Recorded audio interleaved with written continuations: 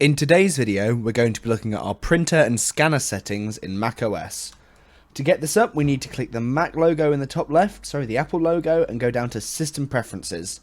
From here, we can select Printers and Scanners, and as you can see, these are all the printers that I've been connected to. So I've got both my printers here.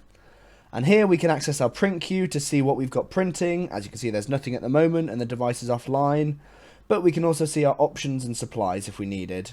As the device is off, it won't display. However, we would be able to see that if the device was on.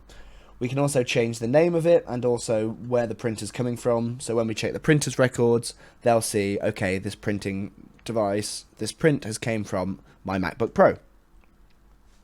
From here, we can also see our sharing preferences. So if we share the printer through the network, more people on Apple will be able to use AirPrint and print from that to our device.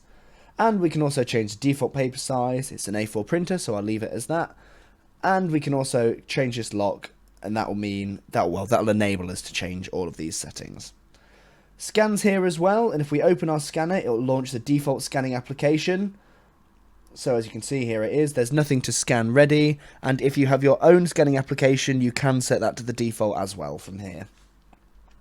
As you can see, the device isn't on, so there's nothing to scan, but if there were, there'd be things there to scan. And from here, like with users, you can plus to add printers and use the minus button to get rid of printers from your device. Thanks for watching. Visit Kazzicom.com for more information on IT support, cloud solutions, Office 365 and many more services.